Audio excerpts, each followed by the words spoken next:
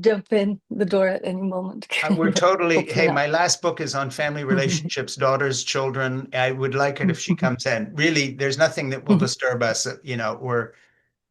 anyway, let me introduce you properly.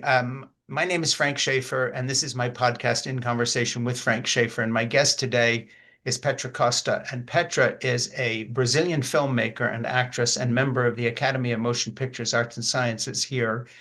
Um, in 2020, her documentary film, The Edge of Democracy, was nominated for Best Documentary Feature at the 92nd Academy Awards and won a Peabody Award. Petra is the director of Apocalypse in the Tropics, which I watched this morning, now playing on Netflix, and everybody needs to see this. You'll understand why when we're done talking here.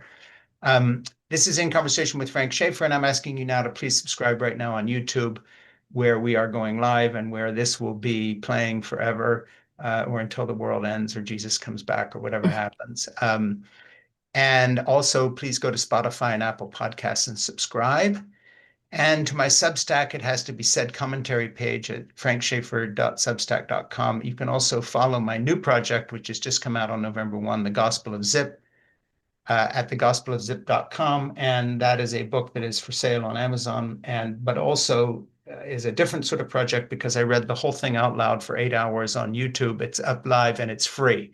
So I'm not trying to make any money off anybody. You can watch this movie right now for nothing, if you can get YouTube. And that's about it from me. So, Petra, I watched the movie this morning. And of course, the first question I have for you, because it's such an obvious one, is living here in the US as an opponent of the Trump administration and someone partially responsible for the Trump administration, because in my youth, I was the producer and director for my father's film series, which actually formed the American evangelicals that then you document that came to Brazil and suddenly started this whole thing. Billy Graham was a family friend, the whole bit of Tibet. You can go back to any of those people and we knew them.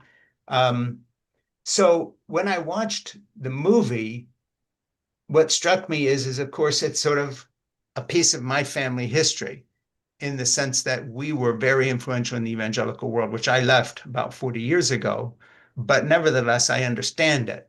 So I'm going to start with an odd question that came out of something that Lula da Silva said. And I'm not quoting exactly here. This is as I remember it. He said, the left's mistake was that it ignored faith. And he says that in your movie. And I think that, Exactly. yeah, that's what he said. So I agree with him.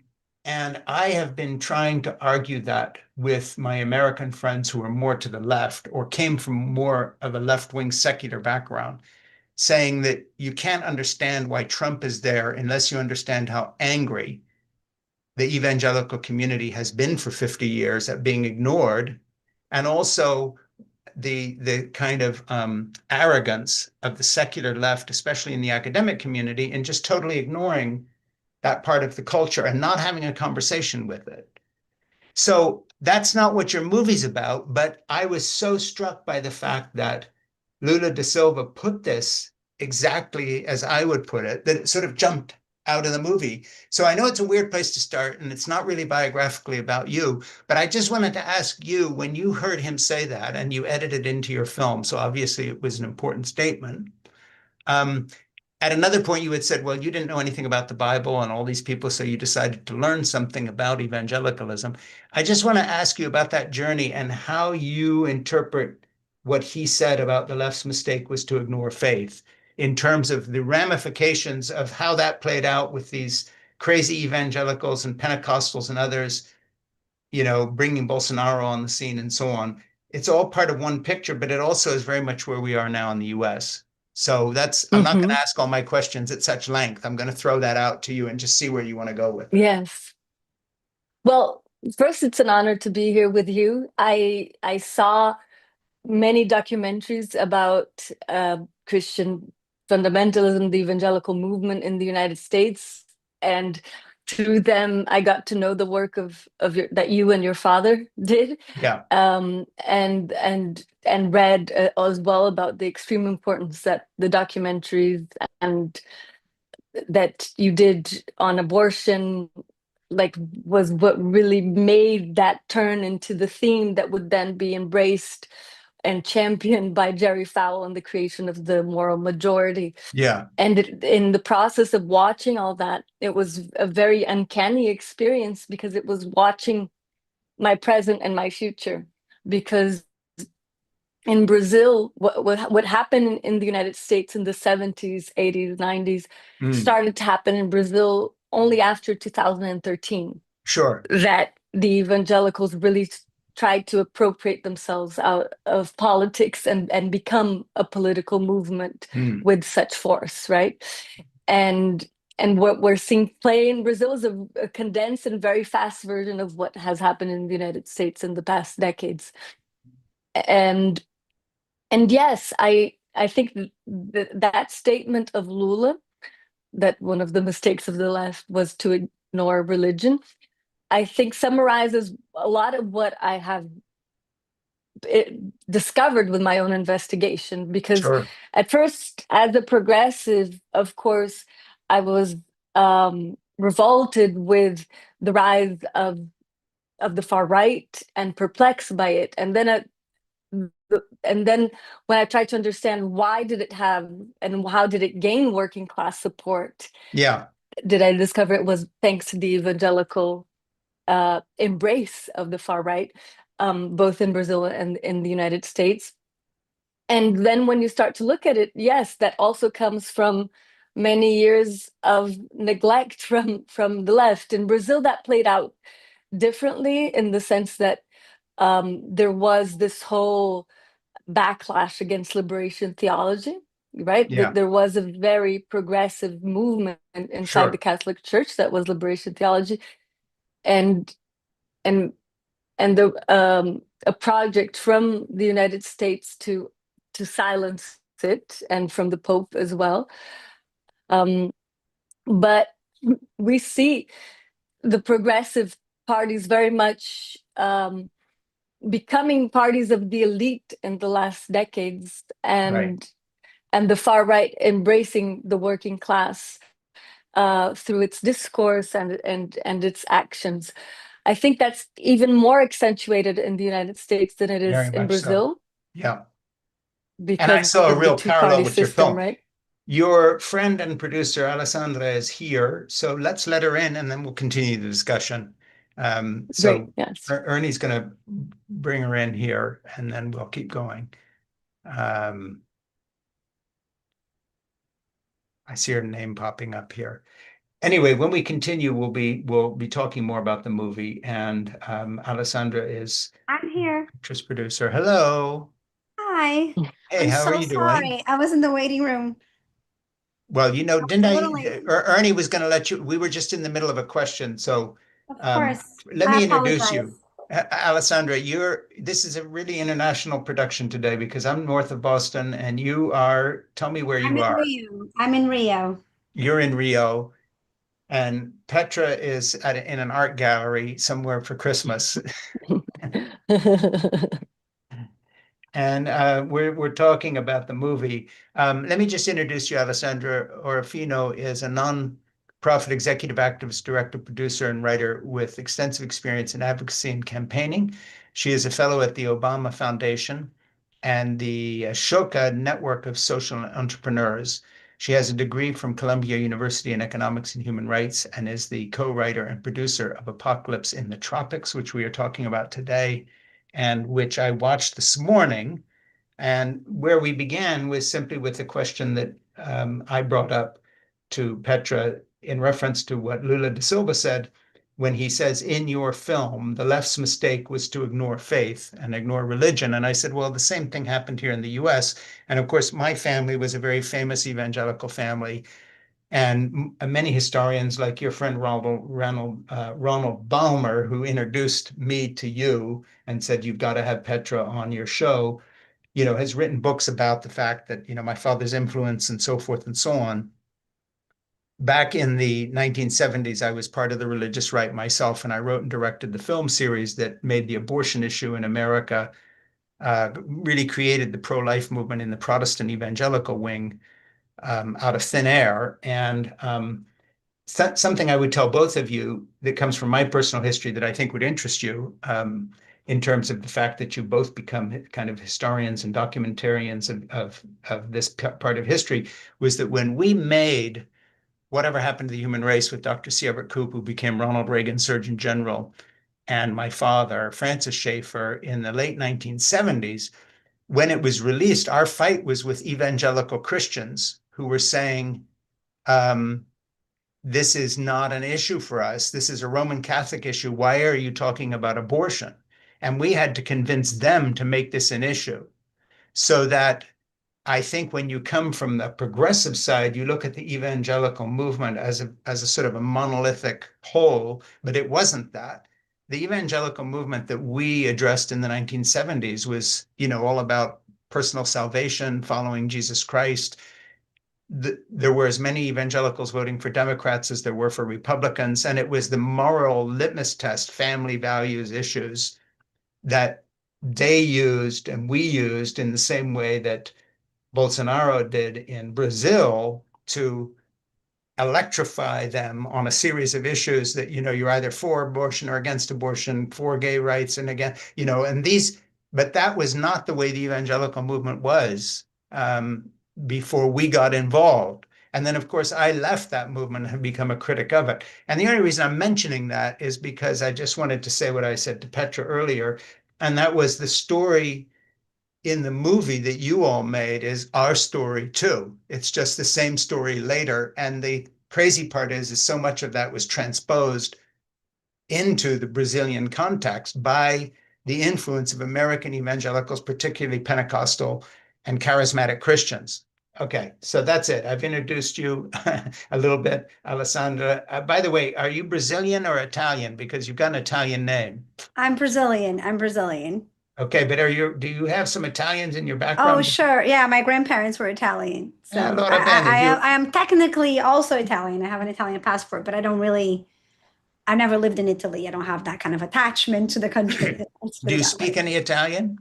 A little bit, not Parlato well. italiano poco, bene. She Un po'. does. She does. When Tutto the bene. film premiered in Venice, I could testify to good Italian. Enough to order at a restaurant and ask for directions, which is Tutto all we bene. did in Venice. Tutto bene. So anyway, that's me. This is you. And I just want to tell people again who are just coming in here that this morning I was watching both The Edge of Democracy, but then, of course, the new movie we're talking about, Apocalypse in the Tropics. First of all, I just want to tell you both, as a former documentary filmmaker myself, and I put it this way, I know what I'm looking at, and you guys have done an incredible job. This is an incredible production in both the depth of the intellectual content, but also, who you got access to and how you did all this. You're both, this is a monumental achievement. And I would just tell Americans with access to Netflix that if you want to understand the Trump administration, watch this movie, Apocalypse in the Tropics, because it's our American story. So let me begin. We should use that quote in our poster. Yeah, you can. Let me ask you both a question and take whatever order. Now that I've got you both here, how did you connect? What is your story and why are you working together? Are you always a team? Is this a one-time deal? I don't know your story in terms of how you got together. Ale, do you want to go for it? And then I wanted to ask you. You go ahead. Okay. So, but I also wanted to ask you a question after this, Frank, if I could. But Alessandra, I had great admiration for the work she was doing in the third sector in Brazil. She built an amazing NGO that did all types of grassroots work and pressuring government and legislators to pass laws, such as the law that made feminicide a crime in Brazil.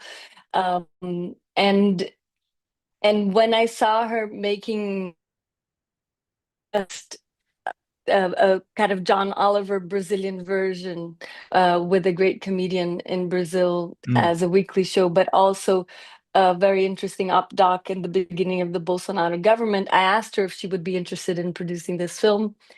And she was, and it was a great partnership because She has a great understanding of the political landscape in Brazil. When we were filming nonstop Yeah. for 3 years, everything that was happening almost.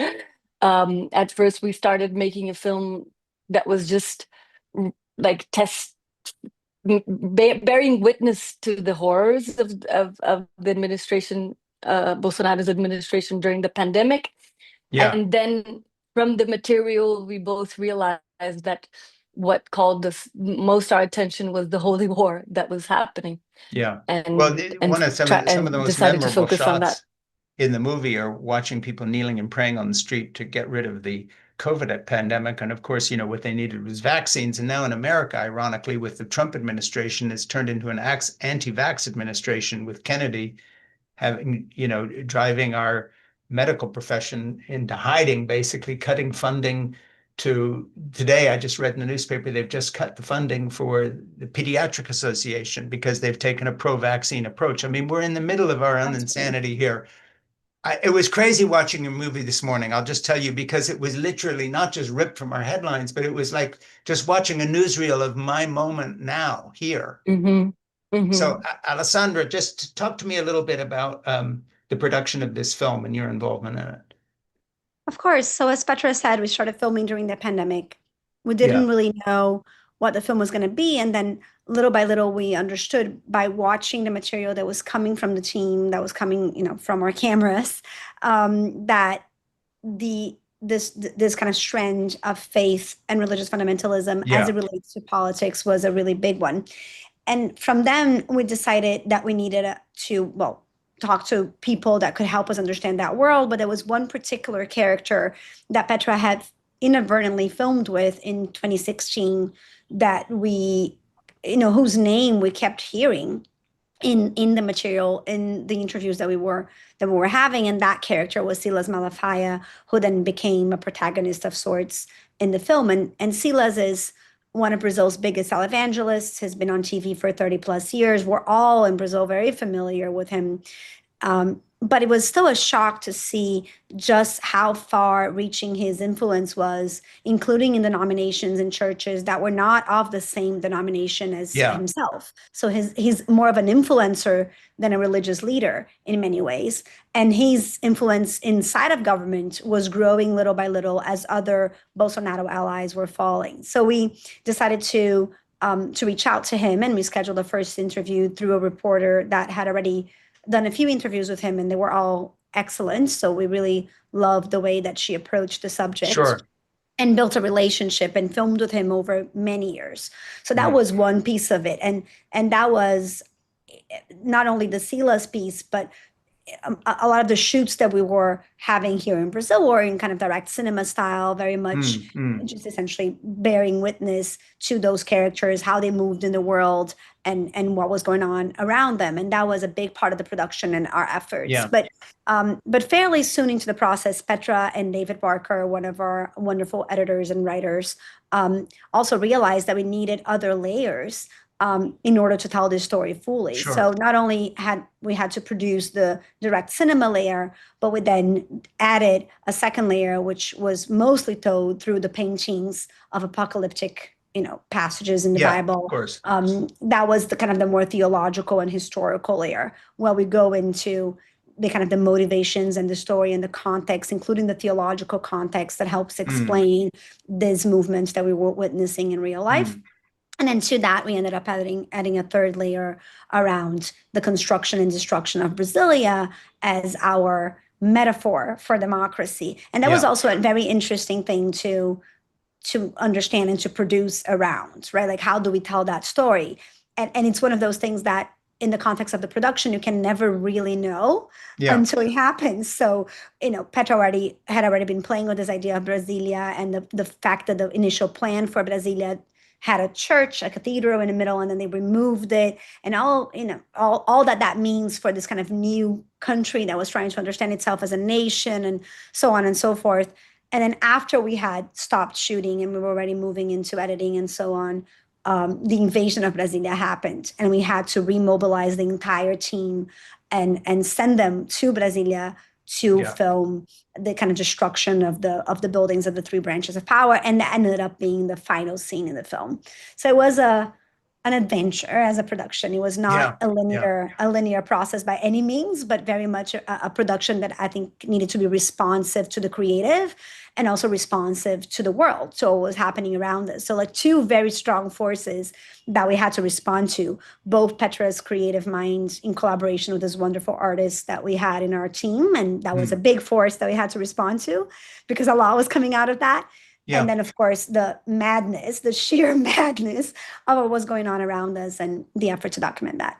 Yeah, when they were attacking, you know, the Capitol, the three branches of government in the Capitol and so forth, obviously, you know, once again, the parallels with what happened here with the storming of our Capitol by the same kind of people is insane. I mean, there's no other parallel like that exactly somewhere else. But I wanted to bring something up that I think you'll both find interesting too. We did an interview with a woman who is a professor at University of Rome, and her co-writer has had to go into hiding because Putin wants to kill him.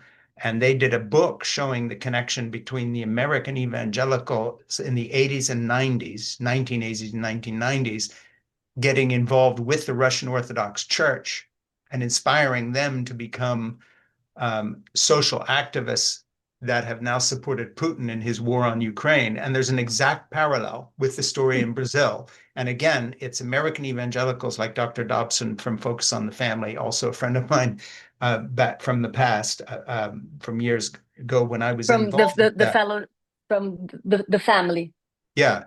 The fellowship. Yeah, when he from the 1990s on, he was meeting with the bishops in Russia saying, we want you to be part of our fight on abortion, gay rights, and these other issues. It was exactly the parallel.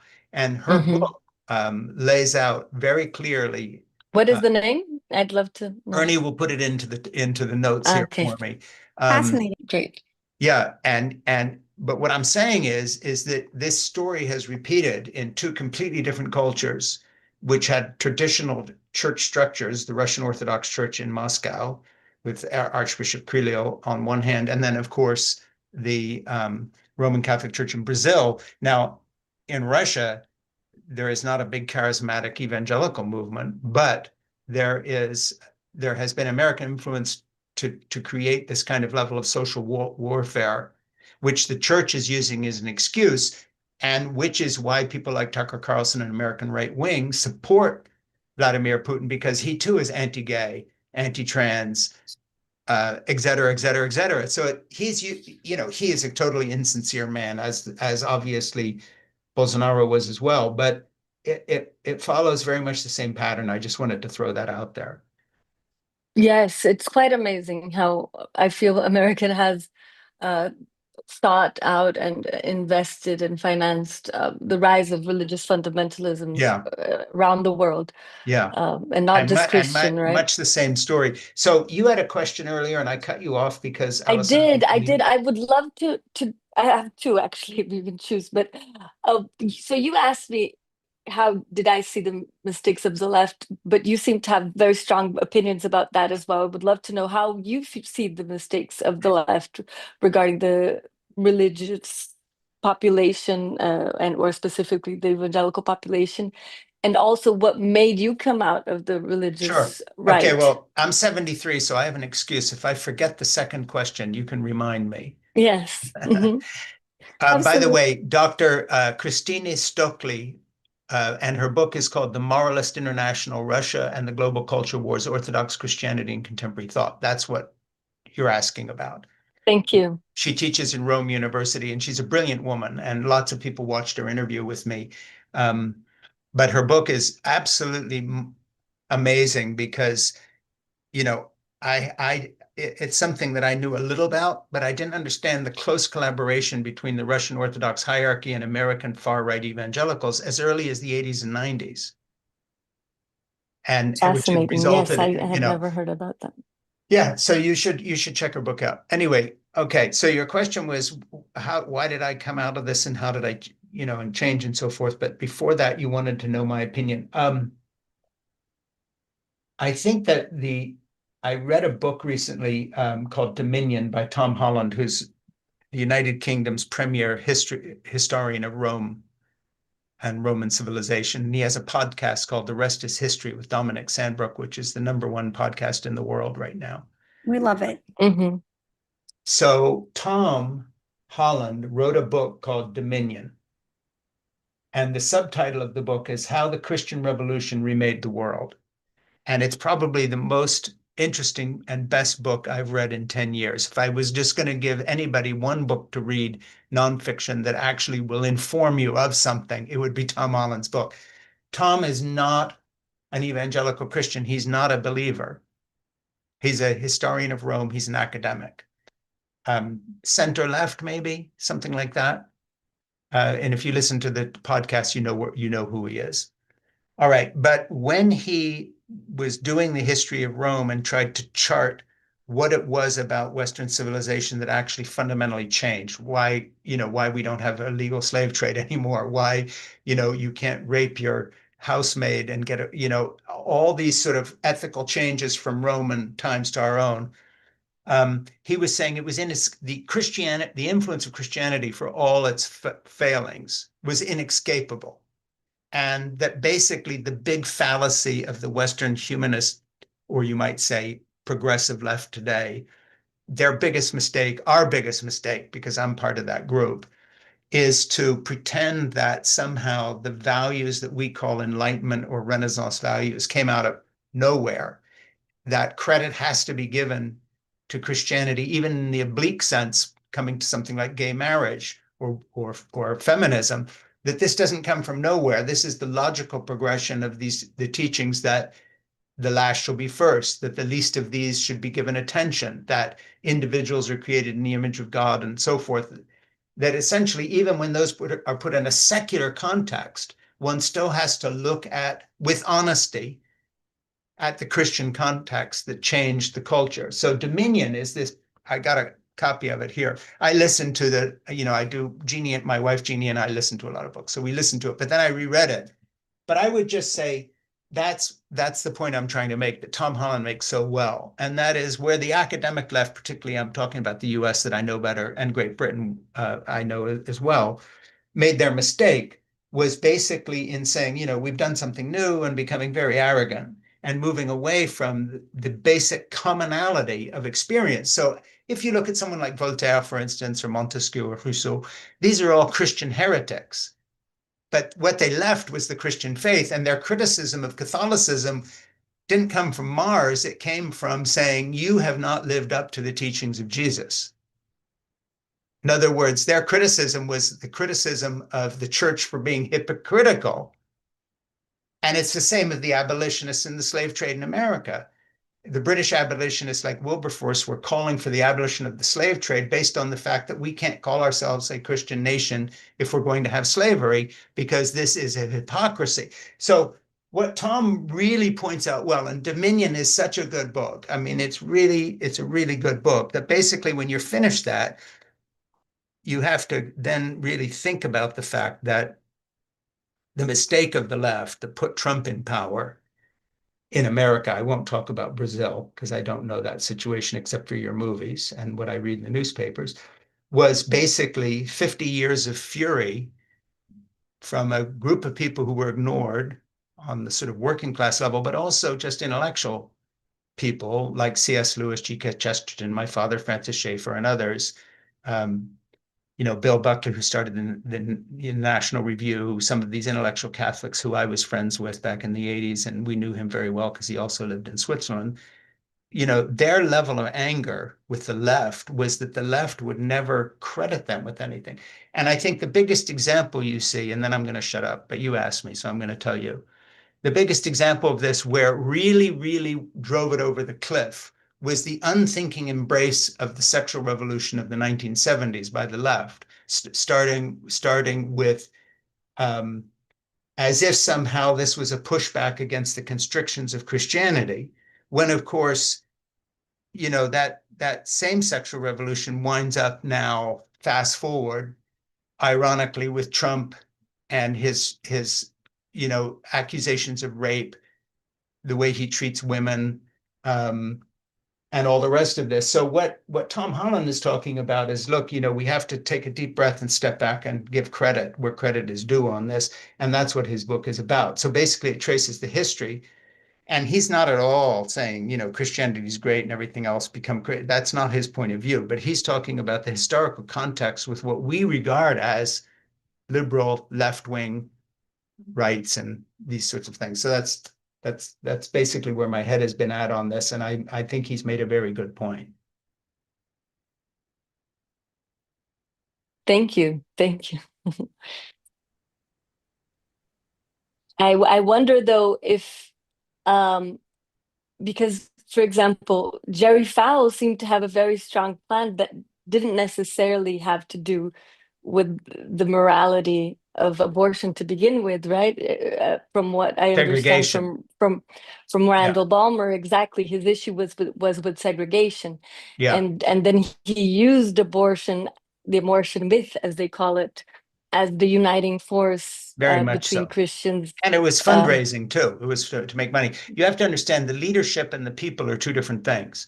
So when you're looking at the Yeah, people that were swayed by Bolsonaro, they're completely different than him and his friend Malafi. How do you say his name properly?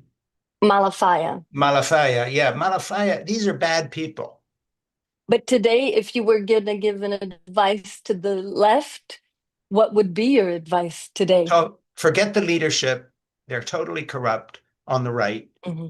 These are Mm-hmm. money grubbing con artists. And when you look at Malafaya, he's a scary far right person who, if he had his way, it would be Handmaid's Tale. There would be people hanging from bridges.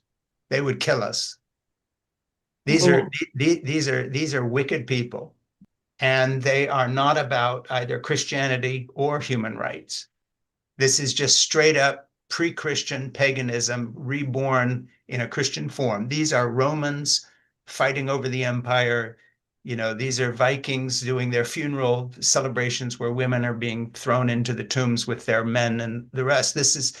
They have returned to a pre-Christian love and worship of power and violence. These are wicked people.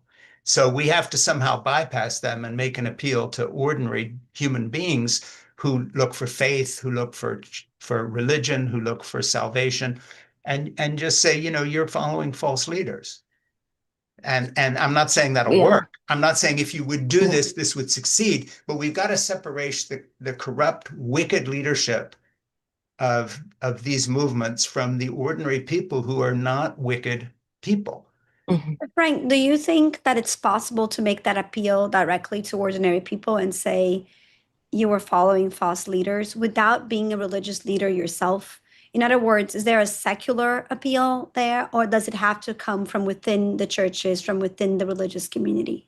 Well, I think there is a secular appeal, but it depends how it's couched.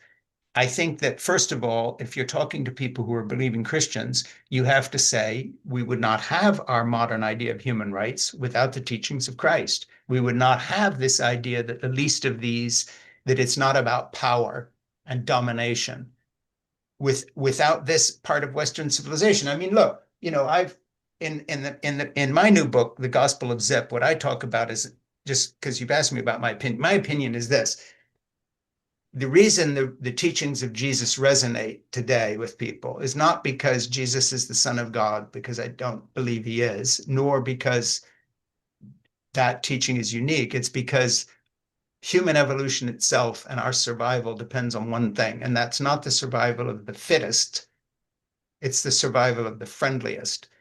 It's our ability to cooperate that means that the three of us, are having a discussion. We'd all be dead if someone in our deep past had not picked up one of our ancestors who broke their femur and took them to a hut somewhere and nursed them. That's your great, great, great, great grandfather or great grandmother. That's why we're here, Mm-hmm. because someone cared. So if you look at another book I really love, which is The Old Way by Elizabeth Marshall Thomas, she lived with the Sand people in the Kalahari Desert in the 1950s. So this is pre-feminism, pre-everything we're talking about. And what she found there in this hunter-gatherer group that had been doing the same thing for 100,000 years in that desert, and she and her parents, her father was the founder of Raytheon, went to live with them for a year and study them because her mother was into this, anthropology and so forth. what they found was basically people living as if they were following Jesus. She doesn't put that in her book, but they're taking care of each other. Old people are cared for. Women have rights and careers, by the way, because they're the gatherers and the hunter-gatherer thing. The men don't dominate. The men help with childcare. The elderly take care of the children. It isn't perfect. There's problems, but they're not the problems of a lack of civility or kindness. So basically, my own point of view is that the reason the teachings of the New Testament resonate so widely is because they draw people back to what we already know is true. And that is that civility, kindness, empathy works. And in the long run, everyone is happier in a system like that. Where the left makes a mistake is in not crediting the fact that Christianity re-articulated that basic knowledge. And we need to give due credit to where it's due. So basically, I can tell people today that I myself am a follower of Jesus Christ. But that doesn't mean I'm a Christian. It means that I find in those teachings an articulation of the way it's why my 56 years of marriage with Jeannie has worked. Because I was born to be, I was groomed to be an asshole by divine right. Men are in charge, blah, blah, blah. And it worked, and we're still married, and we're passionately in love with each other, and I do childcare for my grandchildren. But this doesn't come out of a vacuum. And it's not because I believe Jesus was the Son of God. It's because living according to those principles actually works, because it ties in with a much deeper truth, who we are as human beings. It's what we all long for. We want to be surrounded by people who treat us this way. And that's the appeal we can make. And that's what I've been writing and talking about. So that's the long answer. But now we got to get back to your movie. I'm not interviewing myself here. Please, yes. Yeah, so our film was just shortlisted for the Academy, which we're very glad about. That news came out on Tuesday. And it's wonderful to see that you saw so many resonances with the United States. We do feel it is a mirror to what is happening there, but with a different ending. Well, I had a question for you in terms of access to all these people. How did you get access to everybody? Assaulted democracy was condemned to 7 years. Yeah. Mm-hmm. Alessandra, how did you get access to everybody? Do you want to answer, Ali? Yeah, of course. So access to Silas, the televangelist at the center of the film, was something that we built slowly over time, initially through this incredible reporter who introduced us to him, and then we built that relationship over time. He, of course, sits on a very different side of the political spectrum than us, and that was something that he knew about. I think that he thought, I always say that I think it was really helpful that he was mostly dealing with 3 relatively young women, me, Petra, and Ana Virginia. Yeah. And to a certain extent, I think he underestimated us, and that helped us get that access. Sure. And then we had some access to other people in the political world, including President Bolsonaro during the presidency, through him, because he had that access that was, of course, free access, essentially. So we were with him in the private plane, in the meetings that matter, where they were kind of scheming to get an evangelical pastor in the Supreme Court and all of that.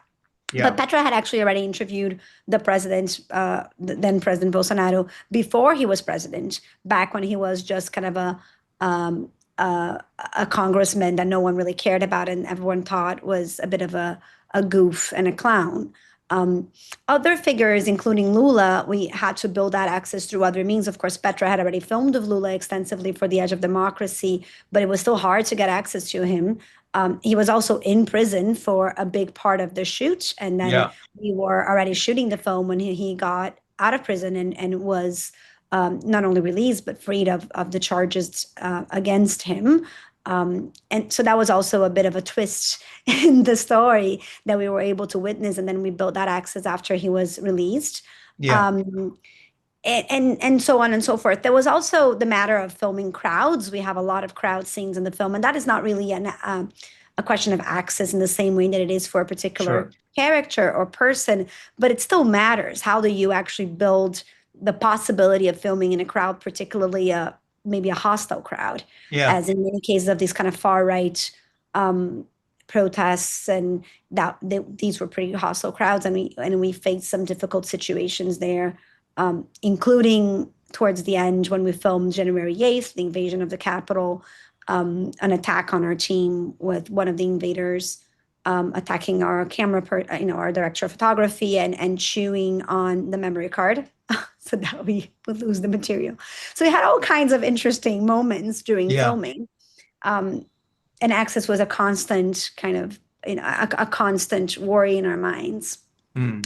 But we're Let me dealing ask with you a pretty question. Why? mediatic, narcissistic people most Yeah, of the time. why So you were, yeah, they wanted you to talk to them, but I'm just curious. I want to ask you both about the present situation because Lula da Silva's president now, yeah. and your movie has come out, so it's being shown on Netflix. Mhm. What's been the reaction to the film in Brazil?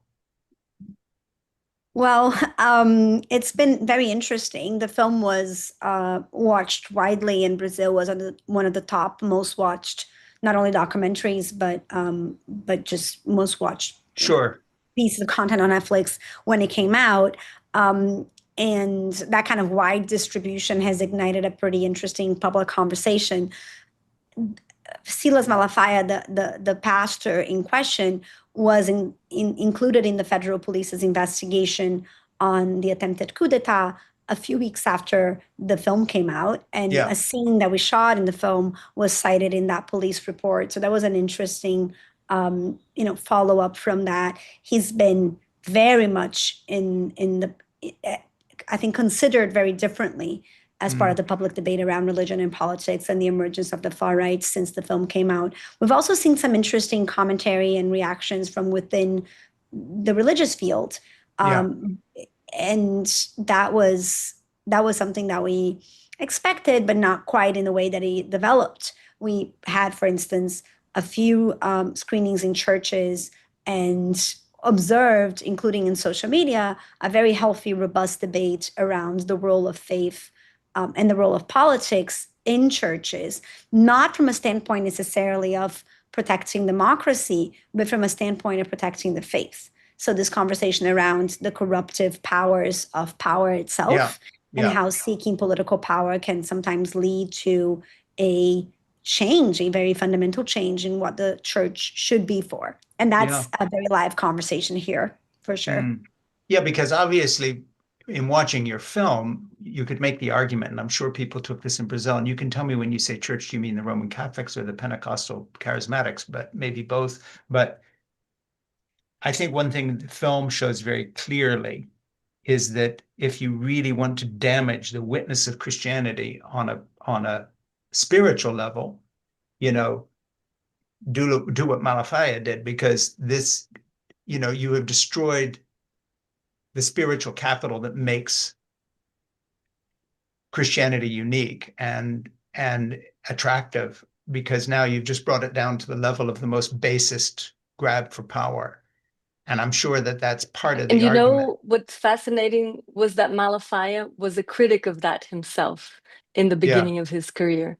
Yeah. As a preacher, he would criticize the involvement of preachers, pastors in politics, of the excessive ambition, Yeah. things like that, and transform throughout Yeah, what I the found decades. when I was watching the movie, obviously because my father was not quoted in the film, but when Malafaia and these other people were talking about the seven mountains and the culture and the politics, of course, that's taken straight out of my father's book, A Christian Manifesto. This is the argument of whatever happened to the human race, how should we then live in a Christian manifesto, which were all bestsellers in America. So all the American Christians who went down to Brazil, the message they were carrying were crafted by my dad.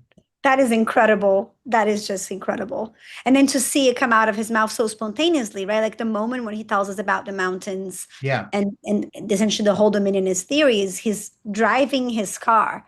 Yeah. It's not even during a sermon.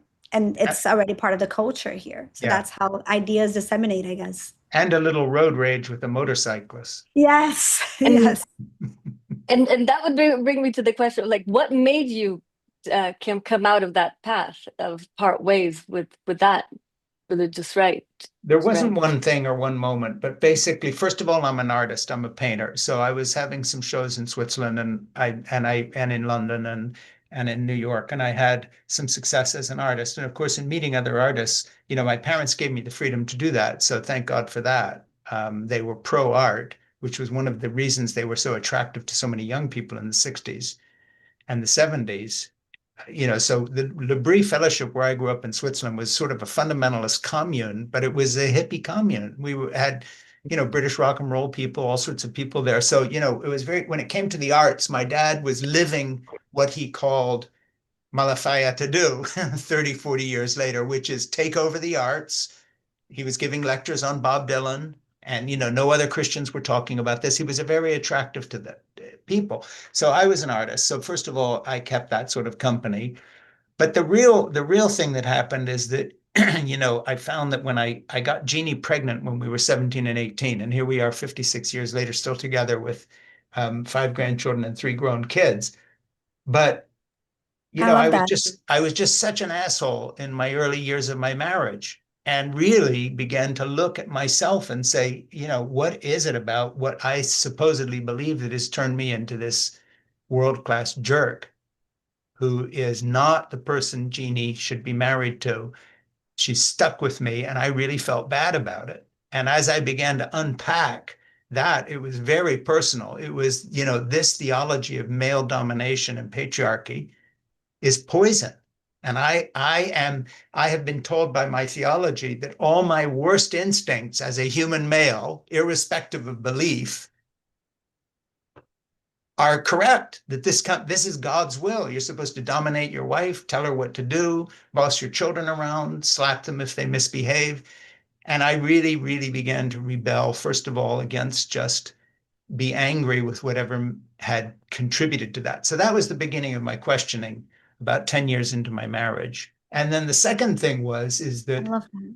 I knew Jerry Falwell, I knew Billy Graham, I knew all these people personally. They used to come to my father. I met with all of them. And the Dominionists, Rousses Rushdoony, all of these people were family friends. I would know them all. And they all followed Dad, and they all knew me. And I was this young, bright, rising star.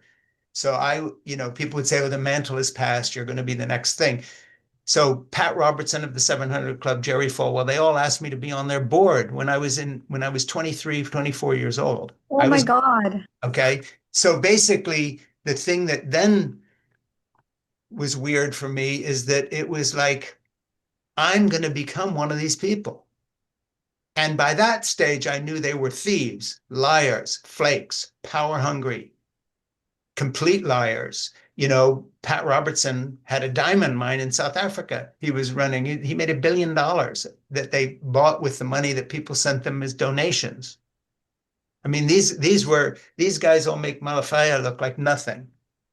And they wanted power. And so they could care less about gay rights or no gay rights. They knew that by stirring up that kind of hatred, they could come to power. And Pat Robertson and Jerry Falwell, Dr. Dobson, these guys were all family friends. I was on the 700. So basically, I am an asshole treating my wife awfully, and I want to change. I'm working with people who are making me very successful, what I called God cash.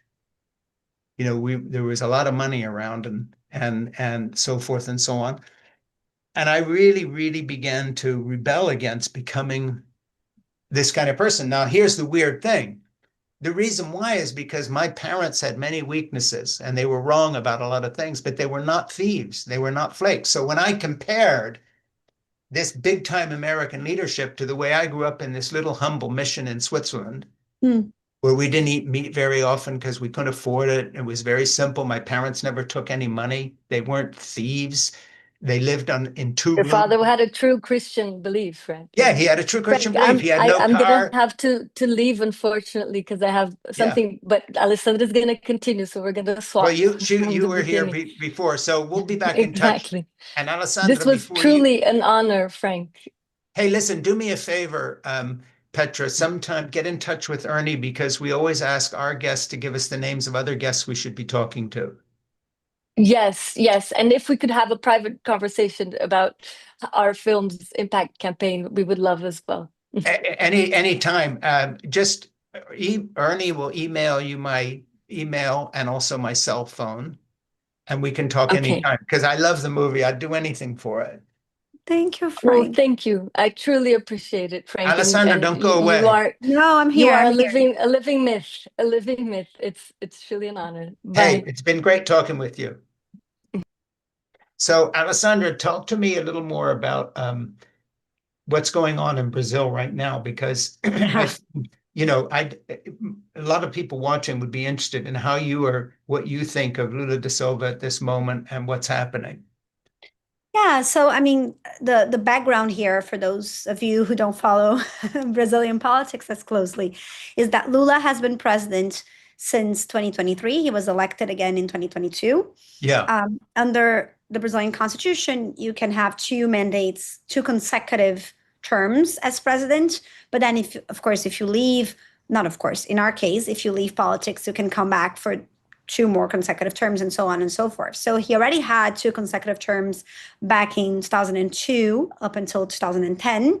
Then he left the presidency and now he's back for his first term in the second round. yeah, And he is almost certainly going to run for re-election next year. So we have presidential elections again in October yeah, 2026. Bolsonaro has been convicted for attempted coup d'etat, along with generals and other top military officials, and a lot of citizens who stormed the Capitol buildings during January 8th. So some of the citizens and generals and so on are in jail, and yeah, Bolsonaro is himself in prison right now, serving his sentence. He was sentenced to 27 years in prison.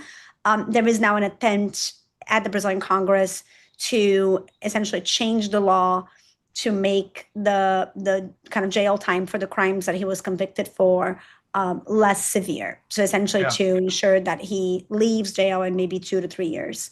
yeah, That is now what the kind of the political class in Brazil is trying to achieve.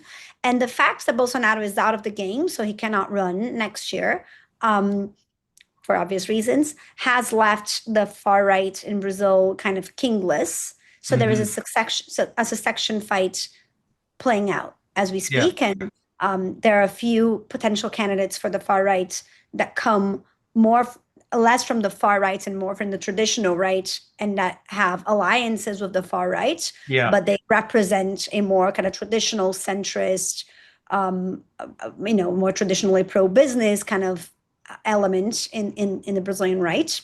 And I think the biggest figure in that camp is the governor of São Paulo, yeah, Tarcísio, who is a possible candidate. Now, the Bolsonaro family is split, and there is a possibility that one of Bolsonaro's sons will run. But really, the strongest candidate they have at this point is Bolsonaro's wife. yeah. And And Bolsonaro's she's a wife, super Pentecostal exactly, she's the Christian, the most whole bit. religious one. She's the real She's the deal. one. She's the one who kind of brought him Got him to into the it. faith, and she was a part of Silas's church before she met Bolsonaro. Silas was, in fact, the pastor who celebrated their marriage. Sure. So she's pretty religious and has a strong backing from the religious base that elected him in the first place. And I think she would be a very dangerous candidate. But we don't know what's going to happen there. And there is so much infighting in the far right now that kind of fratricidal infighting might Yeah. actually come to Lula's advantage. Another thing that has helped Lula's popularity enormously is actually the relationship with Donald Trump. So Trump Of imposed course. 40% tariffs on Brazilian products a few months ago, and explicitly asked that the case against Bolsonaro be dropped. Otherwise, he would continue to punish the country with tariffs. The case was not dropped. Lula didn't cave. And now the tariffs were dropped regardless, mostly because it wasn't helping things in the US inflation-wise, Right. that the Brazilian exports were being tariffed at that level. We are the biggest commercial partner of the US on certain categories, including things Sure. like coffee that are really important and that people feel the price of very closely. So the Yeah. tariffs are dropped. So the perception in Brazil is that Lula won that fight without having to cede ground, and that has made him quite popular Well, of as course, someone Trump who's sees engaged. himself in Bolsonaro because, if justice were done in the US, he'd be in jail too for Yeah, inciting an and that is insurrection. So, they're the yeah, same and that guy. is a common sentiment. Although I would say, Frank, and I know this is not a popular thing to say in the US, but I would say that what Trump did doesn't really compare. I mean, Bolsonaro went a few steps beyond, and I'm No, not no, saying I that know was he Trump. did. I Yeah. know he did. Yeah. And There your was an movie's actual about plan that. to assassinate Lula, assassinate the vice president. There was a meeting with the top generals to discuss the possibility of a coup d'etat. Like he really plotted a coup Yeah, in he did. every single aspect of it in a way that I'm not sure that we have the evidence that Trump did in the same way. Yeah, I don't, and I'm not someone who thinks Trump did that either. I just think, unlike Bolsonaro and who had an idea of power. Trump is just about himself. If he can profit off a situation and Jared Exactly. Kushner can make a deal with the Saudis, no problem. Hey, it was almost like something out of our cartoon because I grew up in Switzerland. The Swiss had a 35% tariff hit against them. They sent 3 Swiss billionaires to the White House. One of them brought a gold bar with President Trump's numbers for presidency on it, and another brought a handmade $250,000 desk clock from Rolex, and it was the Trump the It's like tariff. it's a twisted version of the three. How do you say that in English? The biblical Yeah, passage, the three kings. that's it. And so the tariffs have been waived. I mean, it's like so Trump is not a serious person. The problem is America used to be a serious country, and we're paying for it. Yes. Well, that's quickly falling off the rails, I So must let me say. ask you a question about your own life as a filmmaker because I'm just so interested in you and Petra. But let me talk to you since I've got you here, Alessandra. Of Um, course. you're a young filmmaker, but you're being very successful. This film's been nominated again for at the Academy and so on. How do you feel just about your own art? I mean, how do you see being a movie maker these days? Do you want to make features? In the best of all worlds, what are you going to be? How does this work for you? Because anybody that watches your movie will know that you two are brilliant filmmakers. That's beyond dispute. And it's a fantastic piece of work and courageous. I mean, unbelievable what you've Thank you both so done. much, Frank. So I'm just stunned. And in this sense, it's a real honor to be talking to you. But I just am asking you as a filmmaker and an artist, what you're all about. What do you want to do? I'm all about the impact, really. Like for me, this is definitely, I see film and TV too. I'm not precious about it. I think I see this particular, I see storytelling, I guess, more Mm, broadly mm, as a very strong way of having an impact, maybe the most important one. And stories build nations, they build identity, they yeah. build affiliation, they build political movements, they build our very idea of democracy and progress and what we want to be. Hmm. And those are all based on stories, the stories that we tell ourselves that capture the public's imagination. I Yeah. think to a large extent, the power of the Bible itself and religion is also religion as a vector for storytelling, Sure. for some very powerful storytelling that has shaped who we are, right, as a people. Yeah. So I take storytelling very seriously. I think it's Mm, one of the most human things you can do is to tell a story, and to yeah. tell it well and to tell it broadly is very powerful. Mm, And this medium is particularly suited to telling stories to broad audiences. sure. So I love it, and I'm particularly drawn to artists like Petra who can combine this this very kind of this very thoughtful way of thinking about their art and their own voice, and the kind Mm, of the mastering of the craft, I hmm. guess, with a sense of audience, of who's actually on the other side watching this, and how do I reach people's hearts and minds, and in a way that feels that is broad enough, right? So that she's not a niche filmmaker. She is a filmmaker that is trying to speak to the crowds, Yeah. but without giving up on the artistic elements that make her films hers. What they And I are. have worked with other people like that in the past. And as a producer, as a screenwriter, I love writing for other voices. Mhm. I was the showrunner for a comedy news show in Brazil for 7 years, and Yeah.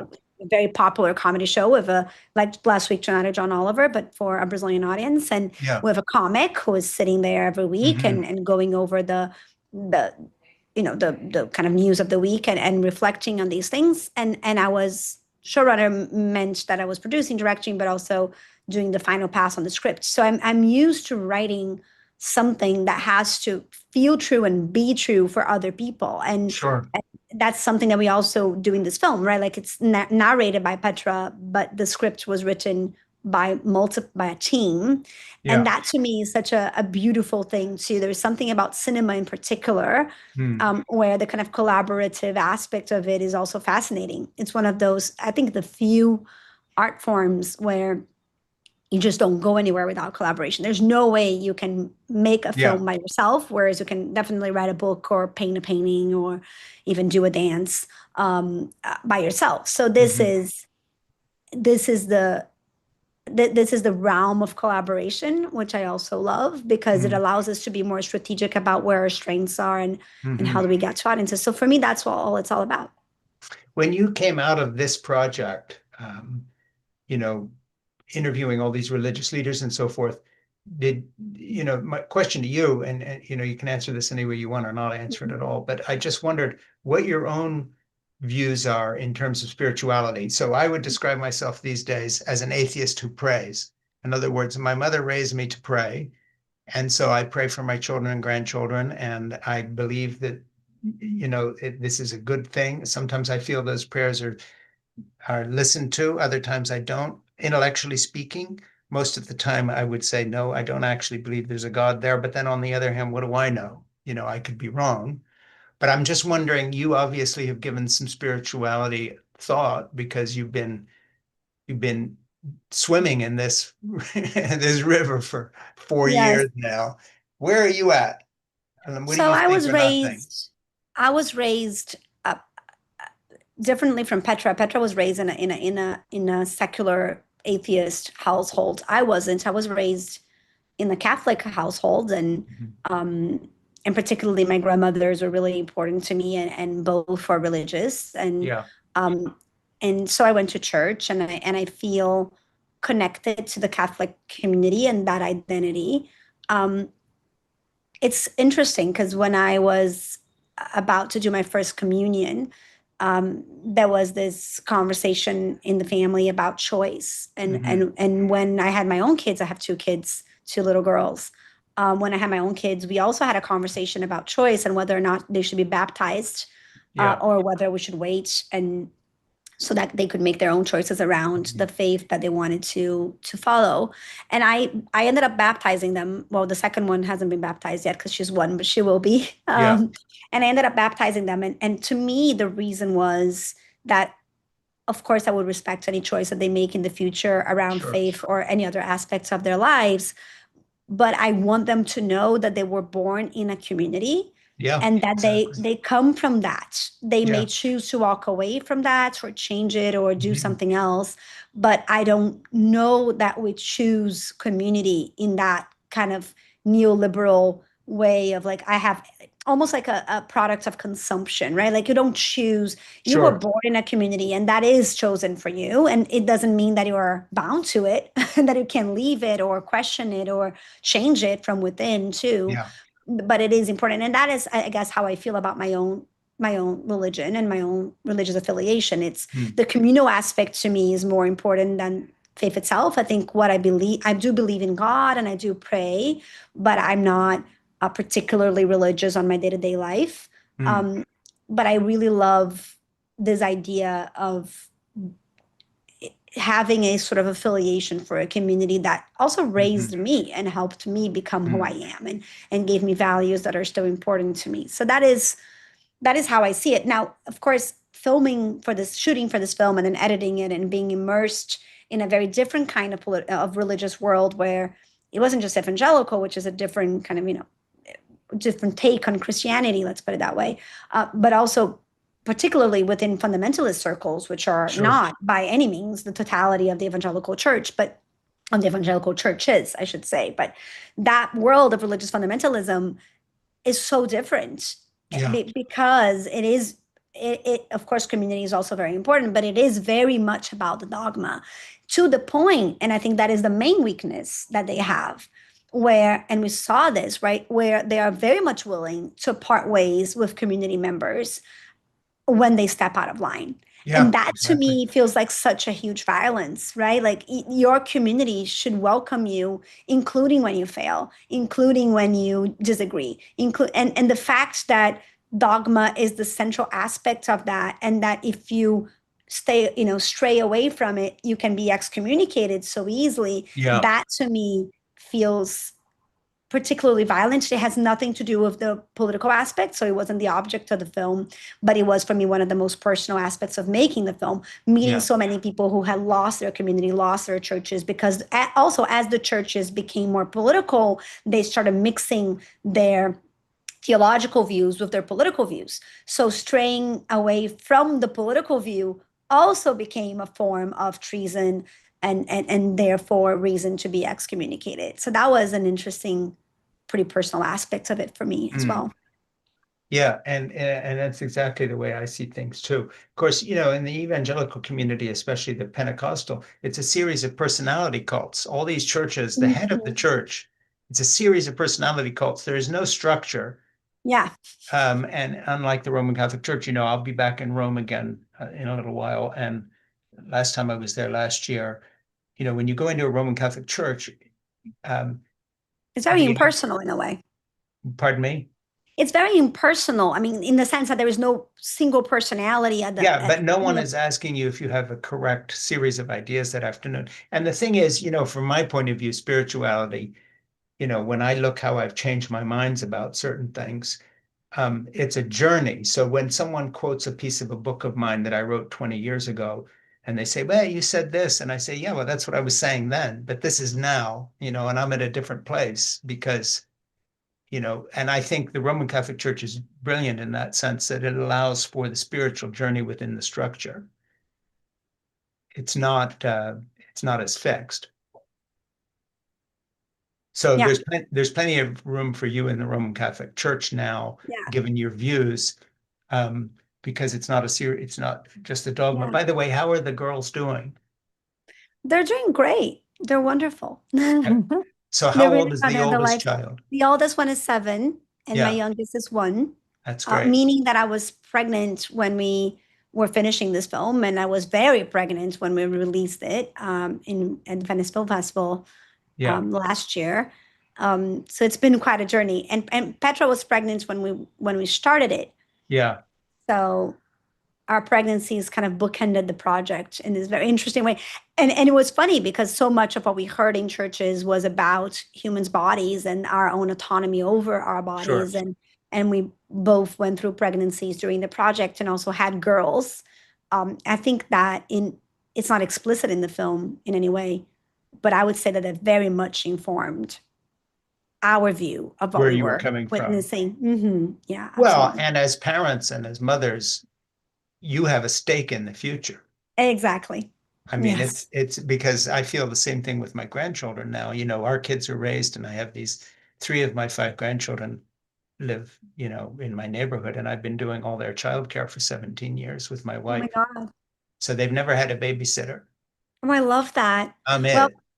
I love it. I love that. And that is very rare, particularly for men, I think. Yeah, I mean, both my mom and my mother-in-law are very much involved in raising yeah, my girls. yeah, My father-in-law, who's a wonderful man, and my dad are great, loving grandparents, yeah. but they're not involved in the day-to-day in the same Well, I way. am, and my wife has been very much too, and she did a lot, and I did a lot. She took an early retirement. She was running a small publishing company because she said, what other chance do I have to do this? And Yeah, this is the most wonderful thing you can who do. cares about work? Where I'm doing this. And I did the same thing. And I did Oh, it I love years it. ago with my own kids. I was going to move to LA because I made 4 feature films in Hollywood, had an agent. Basically, I'm a failed film director, but I mean, I was working and making money. But I didn't move because I wanted to raise my kids in a smaller neighborhood, Yeah. and basically was glad I was able to work as a writer instead. Um, but that said, I found for me personally, I'm 73 years old, you know, different parts of your life are interesting, but the only thing that really gets my attention is my children and grandchildren. And I've had such a close relationship with my grandchildren. One of my grandchildren, 17 years old right now, and when she gets a headache at school or migraine or something, they call me to come get her. And the other day, when she got in the car, she said, "Well, Mom warned me you might not come because it's 45 minutes in each direction. So it's a big commitment.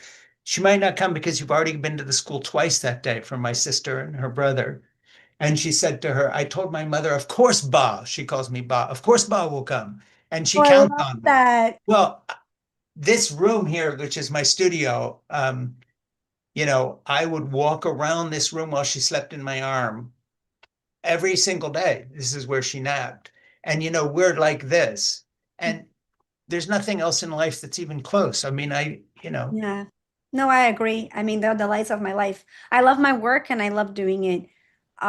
But it's not comparable in terms of, I no, also do it for them in so many ways, right? Like that's why I'm about the impact. That's the thing that drives me also because I feel like we have a yeah. duty to that Yeah. generation And when I to do watched the what we movie you can. made, yeah, you're fighting for your children.